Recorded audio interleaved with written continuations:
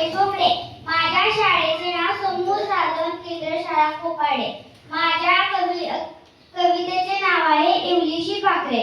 वाटते मला इवलीशी पाखरे मी व्हावे. वाटते मला इवलीशी पाखरे